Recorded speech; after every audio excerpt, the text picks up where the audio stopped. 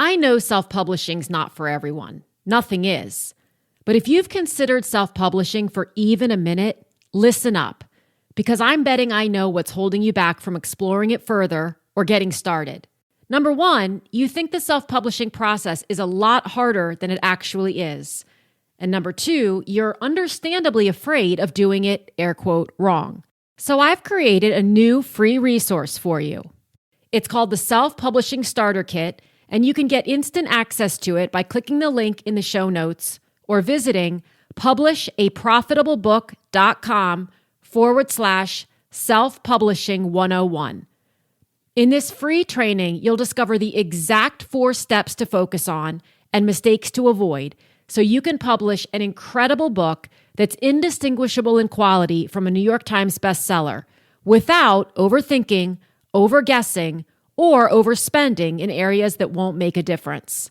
Again, visit publishaprofitablebook.com/self-publishing 101 to get instant access.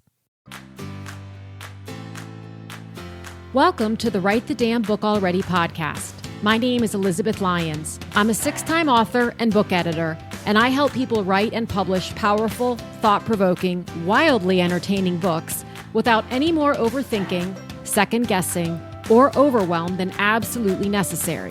Because let's face it, some overthinking, second-guessing, and overwhelm is going to come with the territory if you're anything like me. I believe that story and shared perspective are 2 of the most potent ways we connect with one another, and that your story, perspective, and insights are destined to become someone else's favorite resource or pastime.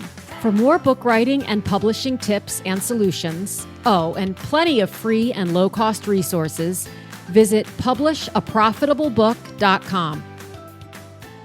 I feel like it's the month of Sarahs. The last episode, we had Sarah Sawyer. This week, we have Sarah Gormley. Sarah's memoir, The Order of Things, it's technically a memoir, but man, it reads like fiction. And that's a great compliment. I had such a hard time putting it down. I learned so many things about myself, and I couldn't wait to talk to her about, frankly, the order of things. Like, how did she decide what was the order of things and what happened when that order flipped? How did she write through the messy stuff? How did she end up deciding to self-publish? And what are some of the unexpected joys? It is a memoir about chasing joy. So what were some of the unexpected joys that came through as she wrote, as she edited, as she published? I've got all of Sarah's info in the episode notes below. Let's get on with the conversation. The way I found you was nuts, but not surprising. So you commented on, we didn't know each other at all. You somehow, I don't even think you were following me, but you commented on a post about my Amazon ads thing. Correct. And Yes. said, you had me you dropped an F-bomb right away. And I was like, that's my girl. I need to know her. So Because I don't know what I'm doing. well, do any of us? No. That's the thing, right? Yeah. That nobody knows what they're doing. And so I went out, I checked out your profile. I saw your book. I looked at your book. Something else drew me to your book. I ordered your book. I started reading it. Then you and I had a convo about Amazon ads, and we decided right then and there, let's not talk anymore about the book because I got to have you on here to talk about the book, and I didn't want to waste any of it there.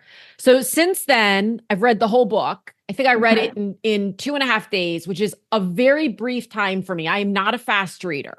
Right. So some people can pour through these things in 3 hours. I'm not that girl. Okay, I am in love with this book. Oh, And well, so, thank you. and I have all the reasons why. I'm not just going to say that. I'm going to tell you why. Let's just start. Because I love to talk about authors about their writing process. And there is no better title for this book than The Order of Things when we parallel it to writing a book. Because so often as authors, and I'm curious about your experience with this, we're like, where do I start? Where do I put this chapter? When do I talk about thus and such? So how did you this is you could probably answer this question for the next 2 hours straight, but how did you even decide where this thing would start and then where it would go? I'll answer it as succinctly as possible because it was a process. No, so first of all, this was not the original title. What can you say what it was? Are you willing to say? The original title was This Is What You Need to Know. Pretty wordy, but I was committed to it. And then I was like, oh, maybe it's just what you need to know. Anyway, so I wrote a full manuscript in 1 year and pitched it to a couple of agents and got really similar feedback from 2 agents. Okay. Which I thought I was like, okay, let's listen to them. And they both were like, you need to narrow the time. Because I was like, I was born in Chandlersville, Ohio in then this, then this, then this, then this. And trust me, there were some gorgeous scenes. And I was trying to do the flashback element. It just wasn't tight enough. So in the process of editing, which fucking sucks. Right. I started. Did you work with an editor or did you? Well, I kind of begged and convinced Christy Tate to help edit, who wrote Group and BFF, who's amazing. She's just a little bit, and here's the sarcasm, qualified to help you. Right. I talked to her yesterday, and every time she picks up the phone, I say, hello, New York Times bestselling author. And we've been in bookstores and I shout it. She gets so mad. Anyway, then I started trying to revisit the big question of what is the book about and how hard it is to write. And that's when the theme of order came up for me, because you are trying to put order into something to tell a story. But then my personal experience was I had these ideas about really what mattered most in my life, the order of magnitude. Ooh. And now I'm starting to figure out that maybe isn't what mattered most. So I don't know. I landed on the title and it's still a little bit vague. And then I put the subtitle in at the very, very end. Well, I was talking yesterday to some of the people in my authors collective. We have a call every couple of weeks about this book because 2 of them are writing memoir and just kind of sifting through all of the things that they've experienced, even related to a very specific period of time or event in their life. And it's like you kind of figure out the order of things, pun intended, by writing through the things. Yes. Yes. And you figure out how you feel about the things by writing through the things. And then I think, did you ever have an instance? I think what happens to many people is they write through the things and then they start to have imposter syndrome or some version thereof because they feel like maybe I don't understand myself or the things I've experienced well enough, because in writing about it, I'm already changing my mind or my perspective. And you have to commit, right? You have to decide. And I'll give you, I think, a real example because it might be helpful to other writers. So the first full manuscript had this huge scene of my dad dying. And I still believe it's one of the most beautiful things I've ever written. He was in a hospice facility, and I write about what that's like, and it's moving, and my interactions with my siblings and my mother. I was so proud of it. And upon revisiting what this book is about and what really matters to the story I'm telling, Dad's death didn't matter because my relationship with my dad was really pretty straightforward. And so I took it out. And I'm sitting here and I'm already like, ooh, I'm going to make it a good essay and submit it somewhere. Yes. And so that was figuring out the order of things, right? Sorry, Dad.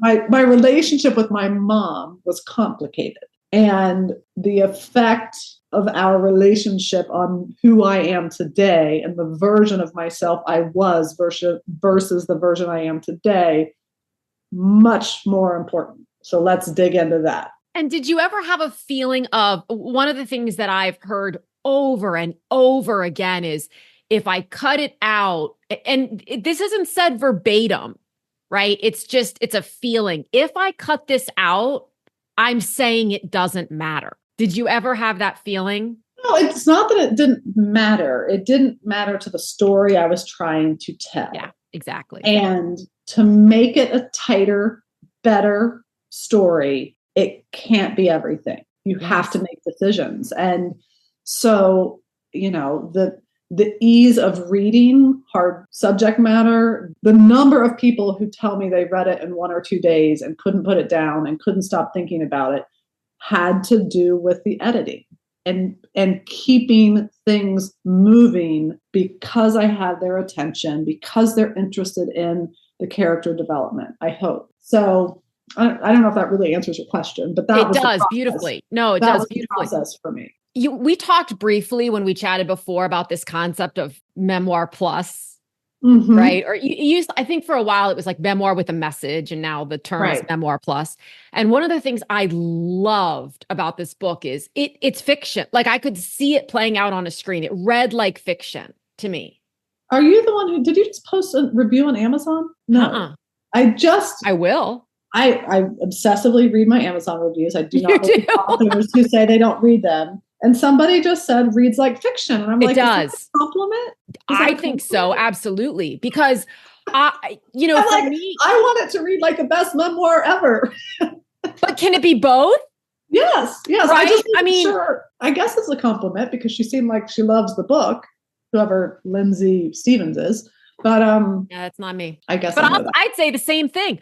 And to me, that is such a compliment. Like I didn't read it like it. I'm not sure exactly how to explain this, but sometimes with memoir, the author is so invested in telling their story. It's almost like it's not a built out character. Right. And maybe that goes back to the function of the editing. Because I like the editing, which was grueling to me. It's like every word, line, chapter. I was like, is this compelling to the reader? Doesn't care. It doesn't matter if I love it. I have a whole section introducing my friends who are like my rocks. And I introduce them one by one and these funny little descriptions. And I'm like, nobody fucking cares but me. Get it out. Does it propel the story? No. But some of your descriptions of your friends did, I felt like. They came later, right? Yes. It comes later. But I had this big introduction to all of it in a whole section of when I graduated from college. Again, it all came out because I thought, well, I'm not sure the reader cares to the extent that it's important in this story. So. And it's so interesting to me the way you describe that because, oftentimes it's like when people are in the self-editing process, and I say, go back, especially when it's memoir or some version of nonfiction, I go back and read it out loud and pretend, this is hard to do, pretend you're the reader, not the author, but the reader. How does this hit you? Right. And it can be helpful and dangerous for a variety of reasons equally. But I love what you said. Like, is this line compelling to somebody who doesn't know you, because it all was. I don't know that I've read another memoir that, not in some time anyway, that grabbed me like this. Well, terrific. Yeah. Okay. Thank you. Well, one thing I wrote down was that there was a beautiful melding of your feelings of, this is my word, unworthiness in the eyes of your mom with this incredibly heart-centered, loving relationship with her. And I'm curious how that became untangled so that you could write about it in such a way where you could say, I felt like this maybe growing up, but man, I loved this woman. And not in a codependent way, not in a... You know what? The answer to that is therapy. Because... God bless David, right? God bless David. I talked to him yesterday. I wanted to present it as honestly as I could. And I spent so much time angry with myself, self-loathing, pissed off at myself. I don't know how it happened and why it happened, but I don't have a lot of energy for blame. And so even through the untangling and therapy and understanding that maybe I didn't really get what I needed from my parents on some level, they did the best they could with the tools they had, right? And so and then with mom specifically, when I started looking at her as a human being and not just my mom. This is a woman, she was the youngest of three, the favorite child, a mother who never told her she loved her. By the way, her mother was basically abandoned as a child, and her mother left her and went to Florida for 6 months every year, starting when she was an infant, and let another family. I mean, it's all there, all the generational loaded word trauma alert. So I wanted to try to explain how you reconcile that and move forward. And honestly, I paint the picture. I tried to. I mean, mom was iconic, period. The end. If you met her once for 7 minutes, you would still remember her and be talking about Susan Gormley. It's just who she was. Mm-hmm. And I don't want to take that away from her because she makes me cry a little bit. Like, she really was a force in so many people's lives in such a positive way. And both things can be true. They can coexist. Yeah. And it's fucking complicated. And here's the thing. And this is when I put the book, I didn't put it down, but I grabbed my phone and I called 3 separate people. The first 2 didn't answer. So it was unfortunate for the third because I said, these are people who know me very, very well. And I said, are you sitting down? I have to read you a whole chapter. And what chapter? No, 100%. It's page 116. So let me look and see what the chapter title is. It's, a knot versus a bow. Oh. Sarah, I have been in therapy on and off since I was like 8 years old. I have had a lot of therapists and a lot of therapy, and I love it. And I love doing the introspective work. And I've read all the books and I've listened to all the podcasts and I've tried to understand certain things. The way that you presented the information that David gave you in that chapter was all the therapy I will ever need to understand my own experience. Let's take a quick break. If you're just getting started on your self-publishing journey, it can be overwhelming to consider all of the tasks in front of you. Even if you've been listening to podcasts and reading and watching videos on how to self-publish, putting all the bits and pieces together while worrying about whether you're doing it correctly can be quite stressful. It helps to have a clear list of action steps so you're confident in exactly what you should be doing first, second, and third. Luckily, I've outlined all of this for you in my program, Publish the Damn Book Already. And for a limited time, as a podcast listener, you can get 25% off with code AUTHOR25. This course provides you with a step-by-step blueprint to a published book that is indistinguishable in quality from a book published by the big guys, while saving you time, money, and excessive handfuls of stress-relieving salt and vinegar potato chips. We tackle everything from how to find an incredible editor to partnering with a top-notch and reasonably priced cover designer to uploading to distribution channels like Amazon, bookshop.org, and bookstores. If this is going to be the year you finally get your book published, head on over to publishaprofitablebook.com/publish and get started. Remember to use code AUTHOR25 to get 25% off. Oh, well, gosh. I mean, thank you. Well, thank you. That's what more does a writer want to hear than that? And I didn't think it could get, I read one thing that David said, and his approach, I appreciate so much, David being your therapist, which you're public about in the book. I appreciate his approach so much because it seems like it's not, okay, let's get into your hurt and let's blame, right? And let's get mad. It's like he helps you understand what you inherently already know and come to your own conclusions about things, and they're healthy conclusions and they're positive conclusions. And as he was doing that, and as you were responding, I don't want to give anything away here because this is such a valuable chapter, I think, for so many people, and probably for different reasons than it is for me. So different people take different, somebody else will say, well, Sarah, God, chapter 30, you don't have chapter numbers, but this particular chapter was so moving for me. And somebody else would say, oh yeah, I breezed through that. Like it didn't hit me. right. But this chapter, Oh, I was done. well, and I'm so happy to hear that. And I'll report back to David. Yes, please do. but- Please extend my thanks. I knew, again, it makes me sound like I'm such a great writer, and I was fumbling along, but I did know that I really wanted the therapy scenes to give some nuggets for people who have not been to therapy, who are a little bit skeptical or scared, and actually show them let them hear the dialogue, see how messy it is. Like, it's not like you go in and somebody tells you what's wrong and how to fix it. That's what I was hoping for about 20 years there. I know, but there are these little kernels, these nuggets, the Velcro effect in romantic relationships. Like, as soon as you understand that you pursue and select a partner who projects back what you think about yourself, every failed relationship makes sense. Right? Yes. And you're like, well, shit.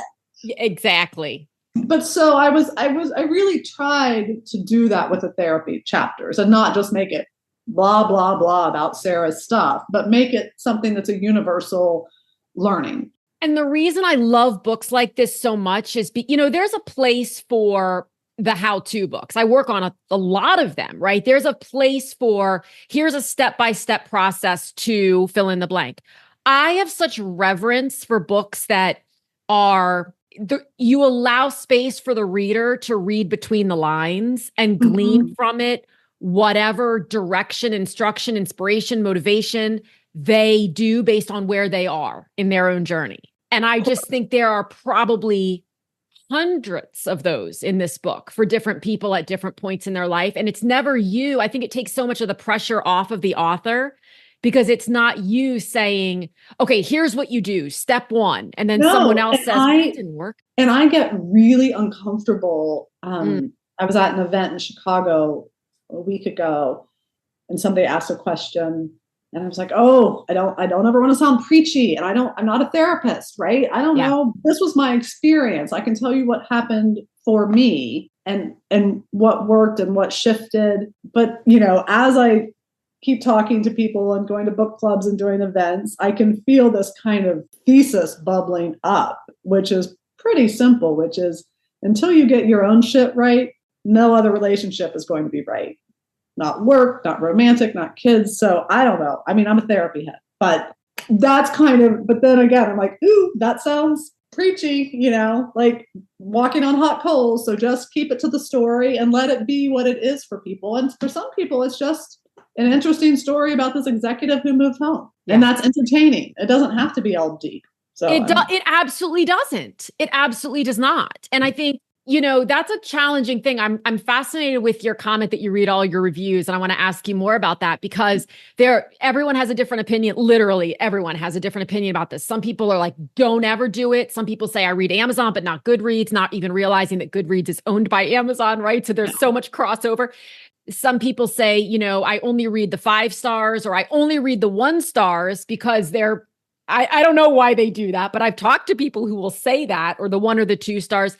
And I think the thing that we forget, myself very much included in this, is people's reaction to a book, good or bad, is not a reflection of the book. It's a reflection of where they are. And that's not meant to put off responsibility for writing an air quote bad book. I don't believe that any of the authors I talk to set out to write a bad book. We're not talking about that sector, right? That people who are just whipping things out and throwing it up there and hoping to make $1 million. We put so much into our books. And so if it hits someone in a beautiful way, it's easy to feel so happy, of course, about that. And if it hits them in a bad way, it's easy to feel like, oh God, I shouldn't have said that, or I should have said that differently, but it's important to recognize that it hits each reader based on where the reader is. Mm-hmm. Yes. So what's your purpose behind reading is it just entertainment, reading all the reviews? No, I like the gold stars. Okay. You've met me. No. Well, I haven't talked about those. I haven't had a single negative review yet. Oh, they're okay. all 5-star reviews. And I keep Okay. thinking, like, where are the good, like the thorough. Give it time, because someone, and the reason I say that is because someone will hear this interview or another interview, and the minute you say no one's ever written, someone's going to be like, I'm going to be the one who's going to write it. Then they won't even have read the book. They'll just go out and be like, this sucks. Well, that's not very nice. It's terrible. The other thing, quite honestly, is that I'm a student of writing. I want constructive feedback. Yes. And I've at a book club, I said, tell me what you wanted more of. Tell me what did you find the poems annoying? And they were all so nice and lovely. And so I was like, okay, it's perfect. It's a perfect memoir, So we'll see. I'm early in the process, I think. So but well, I have a few publishing questions for you. So you submitted to a couple agents. You ended up self-publishing, which I'm thrilled about. Not or hybrid. I think it's technically hybrid because Girl Friday Productions did all the stuff to make it a book. So this is so interesting. It's so fucking complicated. And no, it is, but it isn't. So remember when we started talking right now and I said I was making this video and I didn't have never hit record. It was about this topic, believe it or not. Okay. So hybrid versus a publishing services company. They are two different things. So hybrid, now look, it's like, as I said, it's like menopause. It depends who you ask. Right. So this is like the law according to Liz today, October 24th, 2024. I might change my definition as time goes on and things morph and move. But as of today, hybrid is an investment on both sides. So the author pays the publisher and the publisher makes an investment when it comes to sometimes promotion, sometimes marketing, things like that. And they take a percentage of the back end. So financially, I'm self-published. So you hired a publishing services company. Yes. Yes. And they, of course, can do any mix. They have a menu of services. Correct. And they were fantastic. And I said, this is what I want help with. Correct. This is what I do not want help with, even if I need it, because I'm stubborn and overly confident. Yes. So, and that's where we ended up. Let's take a quick break. I want to take a super quick break to ask you, have you ever wondered where authors get great professional mock-ups of their books without spending hours on Photoshop or hiring a designer? In less than 10 seconds, Mock-Up Shots puts your book into over 1,200 amazing settings. And now, for a limited time, they are including their exclusive video mock-up system. Mock-Up Shots is what I've used for years to create 3D mock-ups of my own book covers and my author's book covers, as well as professional attention-grabbing images that are great for social media. No technical know-how required. Mock-Up Shots usually costs over $200, but I have a special offer for you. It's faster, has more features, more images, and is getting better every day. They're celebrating this new and improved Mock-Up Shots by offering a 60% discount on lifetime access with lifetime updates. It's a great way to get an unheard of price on a product that will get eyes on your book, increased sales, and that you will end up using all the time. You can get this limited time offer with the link in the show notes. And now back to regularly scheduled programming. Yes. So it's like if you are technically, air quote, self-published, see the quotes, right? You could say, I want to hire someone to do the formatting. I don't want to touch that. You could hire someone, and most people do, to say, I want someone to design my cover. I don't want to touch that. Right. You can hire someone to do the full shebang. Right. Cover, interior, ISBN registration, upload to all the services, distribute all the things. But the key with hiring a publishing services company is they don't make any money on the back end. Correct. But once it's published, the cord is cut. Whereas with a hybrid publishing company, you, the author, are investing up front. They're investing in it's a smaller amount because they believe in the book enough to think we could make something on the back end of this, but we're going to give the author a much higher royalty percentage than traditional publishing would give them. Right. Yes. So that's my quick and dirty. Well, it's nice that I know this 6 weeks after my book has been in the world. So mark it. Like as soon as this episode airs, someone will respond and say, "You're an idiot, Liz. That is not what hybrid is," and that's fine. No, it I is think it very is. complicated. I think it is. It's overly complicated. And guess what? Readers don't give a shit. I've been in a bookstore here locally, and my book is so beautiful, if I dare say so myself. It is. And I'm like, do you give a shit whether it was self-published, hybrid published, or Random House? They do not care. They do not care. So the stigma that is still associated with, and you can hear it in my voice, I'm getting frustrated. Yep. It's like, who cares? There are lots of books that get big book deals that are just okay, which also means there are amazing books that people aren't reading because they're not hearing about it. And I don't know how to fix that. I can barely hustle enough to get my own out, but it's a challenge. And I don't fault anyone because there are 4 million new titles a year. So how are people supposed to know what to read? You don't. And every time I do this podcast and I ask, and I'm going to ask you at the end, what are you reading? Or what have you most recently read? I have heard of next to none of them. And that excites me to no end, because whether the book is traditionally, hybrid, self, it doesn't matter. It's a new discovery. Like, it's how I found you. It's sometimes people will say, have you heard of so-and-so? No. Oh my gosh, she's written or he's written 7 New York Times bestsellers. I still haven't heard of him. Right. Right. So that's kind of my life's work at this point in my life, because I am so passionate about all of the, what I would call indie published. So that would be hybrid or self, who are just trying to get a great book out there. Right. Question. So it's a hardback, and then there's a Kindle version. Why no paperback? An audiobook. Oh, there is. Okay. Why no paperback? Why no paperback? As of now, just ego, because I thought this was kind of like my shot, and the cover art is so beautiful, and I wanted it to feel and look like a piece of art on my coffee table, and it makes me so happy to look at it.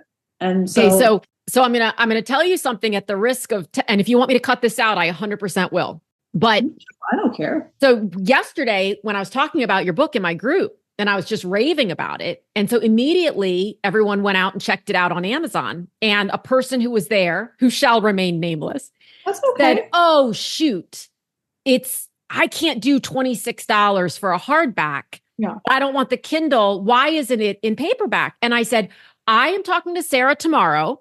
I will ask her this. And Sarah owns an art gallery. So I am imagining that there is an element of, this is a piece of art. And this is not me telling you should do a paperback, because well, as I said at the beginning, I don't know what I'm doing. Right. So, I mean, I've thought about trying to sell the paperback rights in a second book to a traditional publisher. You know, I don't know. Like, what if I do write the treatment and sell something to Netflix? You think someone might want to buy the paperback rights then? You know, I don't know. I have no idea, but you're absolutely right. That is why I wanted the hardback, no dust jacket, because I'm like, if no one likes it but me, it better be the most beautiful book I've ever seen. And so I was like, even if I'm crying and the reviews are terrible and nobody likes it, I will like it. And I love it. I love this book. And that is everything. So often authors will be like, well, which cover should I do? And of course, with traditional publishing, it's like, what's most marketable? And you can't blame them. It's a business, for God's sake. And I would have had zero tolerance for that. I knew what the cover was. I sent it to them and said, this is the cover. Yeah. I fought with them about the interior layout. And because I was curious about that. I wanted to ask you about that. So it's a little untraditional, which again, we can do anything technically. I loved the short snippets, and you'll have people say, I don't like short snippets. And you'll have people say, I don't like long it doesn't do whatever you want. I loved the shorter chapters. It kept me going. I would just one more. It was like a nightmare. A beautiful nightmare, but I didn't go to bed till 2:30 in the morning one night. So the next day was a nightmare, but your paragraphs, they don't indent the way it typically does. There's a blank space between, and they're all left. What was your thought on that? They're flush left and right. Right. Absolutely. Now that's something that people should not, unless you're writing poetry, don't mess with that. But so they're justified, but they're not indented. And there's Correct. a full blank space between Yes. every paragraph. There's a hard line break between Correct. paragraphs. And the truth is, I did not like the way it looked when they sent it back to me with the indentations. And I realized because that's not the way I write in my Google Docs. And it doesn't feel good to me. And it felt messy. I like clean lines. Yeah. And the subject matter is so difficult in certain chapters. I want every reader to have a breath. I want there to be space on the page. I want it to feel quiet and elegant. And basically, I told Girl Friday Productions, like, no, this isn't a discussion. I'm telling you, I'm paying you to do this. Do it the way I want. So they pushed back. Did they push back a little bit? Or Yeah. and were they trying to, because I've heard great things about Girl Friday. Were they trying to just kind of say, this isn't the way it's normally done? Yes. Yeah. No, they didn't push back really hard. It was just guidance. They were wonderful. And they're like, just so you know, and we got there, but they, I can't say enough good things about them. Highly recommend. I've heard very, very good things about them. And that's why, there's all this like debate in the industry of real publishers you don't ever pay a real publisher. And yes, I agree. Right. And there are all these different ways now and new organizations and companies that are coming to the forefront. Many of them not great, by the way, but many of them great. And so we need to elevate the ones that are doing great work for authors and really being their partner and saying, look, at the end of the day, this is our guidance based on our expertise and our experience. You're the author. What do you want?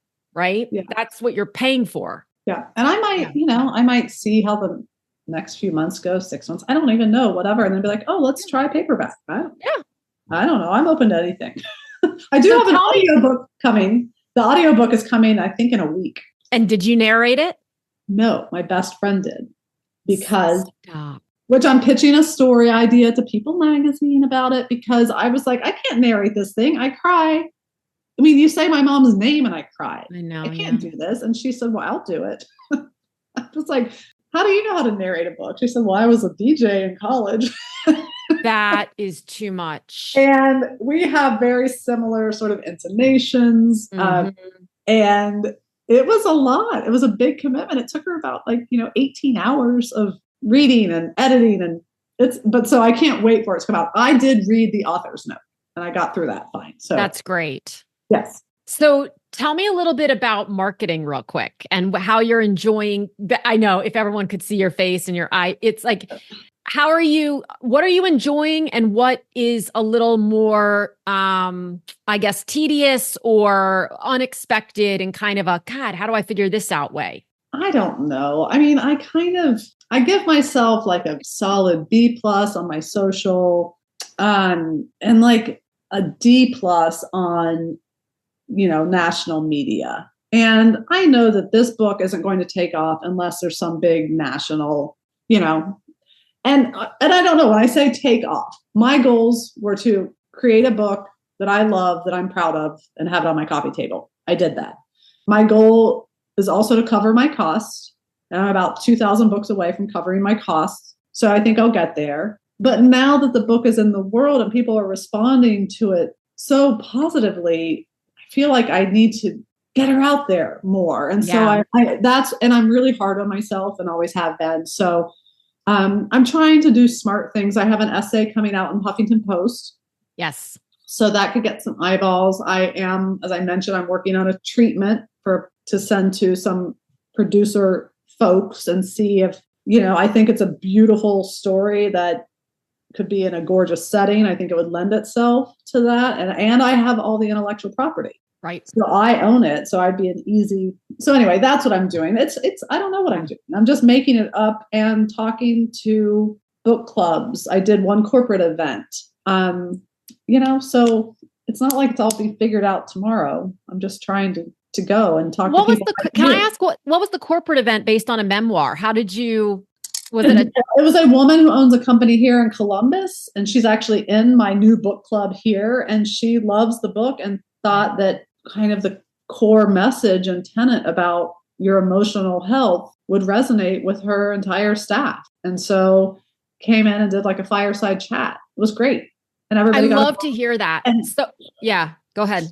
so I'd be interested in doing more of that. I don't think I'm kind of a paid speaker on a big stage kind of thing. It doesn't feel like that to me. But to the extent that there are a lot of people, especially women, in careers that look great on paper and they're wildly unfulfilled, there are some compelling messages in the story. And I love to hear the application of that, because I think oftentimes there's the thought of, well, I can't do corporate engagements or corporate speaking events unless I've written about how to leverage your communications department or how to, right? And it's like the discussions about mental wellness, mental health and wellness are quite valid. They always have been, but I think they're getting more of a spotlight now in corporations. And I think that's, I had some big brands on my resume. Yes. And yes. I think there are so many books that tell you what to do. And you sit, I've been to the seminars, I've been to the conferences, and you're sitting there and you're like, yeah, I need to do that. I need to do that. And then you go back to the slides you were working on and the meeting you're prepping for the next day. And then you're traveling for this conference and you don't remember one thing the big fancy speaker talked about or what you're supposed to do. And I do think like mine is a story of a real person who struggled with universal hard shit. So, and I don't know. Maybe I'm not answering your question. So you actually, no, you are. You are, because it's so true. I think there is this feeling or this sense of, well, how do I go to an event? And I don't know, how do I rah-rah people up, right? With a topic like this. But the point I hear you making is it's not always about rah-rahing them up, because lots of times they get rah-rahed up. And then by the end of the weekend, they're just back to their regular thing thinking, oh, I can't do that. I think like, it's a smaller, sort of more slowly introduced introspection. If I went to a whole weekend thing and someone planted just one small idea, like you did in the chapter starts on page 116, that I can nurture and marinate in for the next several weeks, that's going to have more of a long-term impact on me than jumping up and down and dancing and having the music play and all that. That's just me. Yeah, and I try to be sensitive to that and walk a good line, because there's part of me that can be cynical about self-help books and life coaches. And the truth is whatever works, right? Whatever works for you, whatever becomes the catalyst for change. Sometimes it's a friend who says, hey, got news for you. You're a little fucked up right now. You got to figure some things out, right? But whatever the source is. So I've done several podcasts with life coaches who love the book because it's a story and I'm showing exactly what happened and being super candid about the good and the bad. So I don't know. I'm curious to see where it all goes, and I'm trying to enjoy it. But there are days where it's like, wah, wah. Of course. Yes. Okay. So last question. I told you I was going to ask you, what are you reading now, or what have you read recently that you really enjoyed? I am reading two things. I am reading Anna Tendler's Men Have Called Her Crazy. And I'm also reading All Fours by Miranda July. Oh, God. Okay. I know. That's for so anybody who listens, do I have any regular listeners? This is the fourth time, no pun intended, that book has been mentioned as something that they've either are reading or recently read. And everyone who says it is like, I know this is way out there. I'm almost embarrassed to say I was reading this, but it was so good. Yeah. So, and I go through spells where I'm reading everything and kind of like not reading a lot. And so in the last, honestly, 6-8 months, I haven't been reading a ton. I will tell you, and for people who are listening, if you're interested in mental health journeys and a good, juicy storyteller, Meg Kissinger wrote a book called While You Were Out. And I have a really good Meg story. I won't bore you with it, but we both went to DePauw University, and it's actually too great of a story. So I gave a talk at my 25th class reunion, and it was a bit about some of the subject matter in the book. And, it was gorgeous and lovely, and I got a standing ovation, all these things. And this woman came up to me at the end, and she had really sparkly eyes. And she said, "You should write a book." And I said back to her, "Well, have you written a book?" And she said, "No, but I teach journalism at Columbia." And that was it. Didn't know who she was. Fast forward to this year, I find out that she has written this book called While You Were Out. And I read it before I actually knew that she had gone to DePauw. And I certainly didn't know that she was the woman who came up to me. Okay. That's crazy. Because I didn't know who she was. Yeah. So then I'm asking people to do praise quotes or blurbs. I reach out to Meg Kissinger because our school, everybody does nice things. And would you possibly give me a praise quote? I would love to. Again, I don't know that she was there. I don't hear from her. I follow up. Sorry to bug you. I'm a newbie author, little dumbass. Are you still willing to do a praise quote? And she says, "Well, of course. I haven't stopped thinking about your story since I heard you speak." And I was like, oh my God. And this is via email. And I emailed back and I said, "Oh my God, are you the woman with the sparkly eyes who came up to me and said you should write a book? Because if so, I'm going to pass out." And she emailed back, "Well, get your smelling salts," because that was me. Anyway, she interviewed me. She interviewed me in Chicago, and her book is so gorgeous, New York Times bestseller. But it explores. It's a little memoir plus. She is a journalist, so she explores what happened within her own big Catholic family. 8 children, 2 of whom died by suicide, and she explores what they didn't talk about and why. Oh. And then the second part of the book is more of an exploration of the state of mental health today. So great book. Highly recommend. I love the way the world works. Oh my God. I can't. I mean, just coming full circle on this conversation, the way you and I connected. Like what? I know. It's so fun. There is beauty. There is beauty. Well, look, for as convoluted and complicated and insane as this industry is, I don't think I'd rather be anywhere else. And I like simple, peaceful, and for all those reasons, it's like, what am I doing in this space? But I love it so much because of the people I connect with. And you're helping people. Like, that's the thing. Like, I'm like, well, I don't know what to do on Amazon. Tell me, help me. And I'm, I might be, go ahead. No, because of your experience. And I'm already thinking like, I might just put out on Instagram, I'm going to hold a Zoom call for anybody who's writing a book and wondering about my publishing journey. I'm not going to charge you for it. I'll tell you everything I learned and be as transparent. You know who did that? Laura Belgray. Have you heard of Laura Belgray? So she wrote a great book. So great. It's called Tough Titties. You'd love it. And she is a masterful copywriter, does a lot of work with Marie Forleo, if you're familiar with Marie Forleo, with her copy course. Yep. And that was the Should book. She was on I'll link the episode in the show notes with Laura. So she did a thing, that was one of her pre-sale bonuses, right? Her pre-order bonuses, if I'm not mistaken, was if you pre-order, you can come to this fireside chat via Zoom, and I'll tell you everything there is to tell you. I think she was with Simon & Schuster. I could be wrong, but it was a big 5.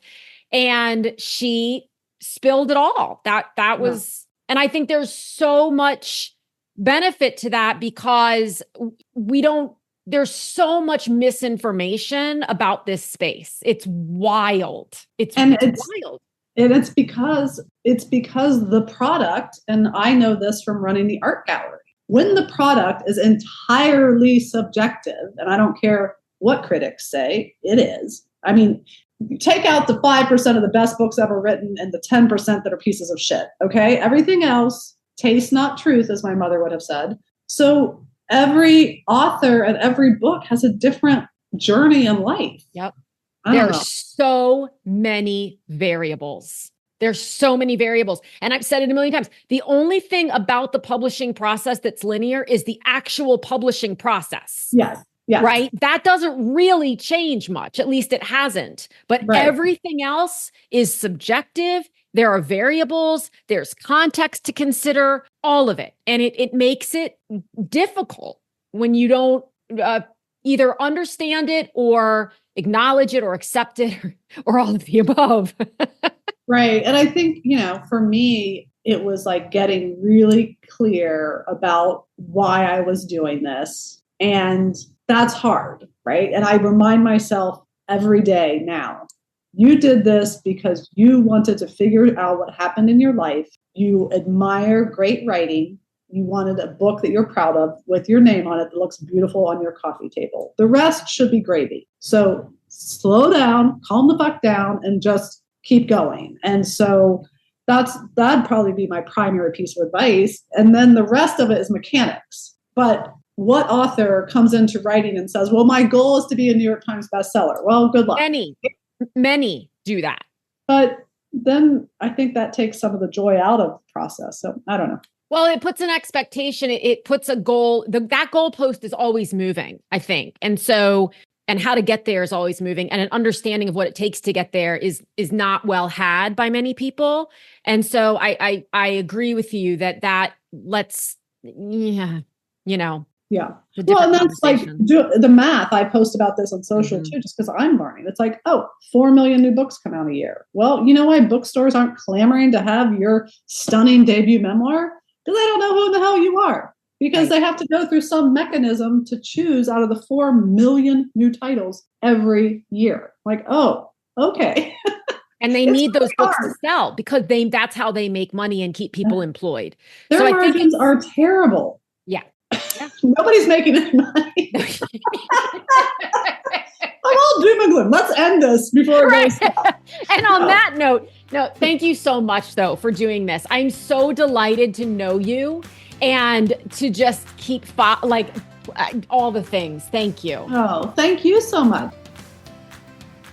Thank you so much for tuning in. If you enjoyed this episode, this is your friendly reminder to follow or subscribe, leave a quick review, and share it with someone you know has a great story or message, but isn't sure what to do next. Also, remember to check out publishaprofitablebook.com for book writing resources and tips, and to see all the ways we can work together to get your book out into the world. Again, thanks so much for listening, and I'll talk with you again soon.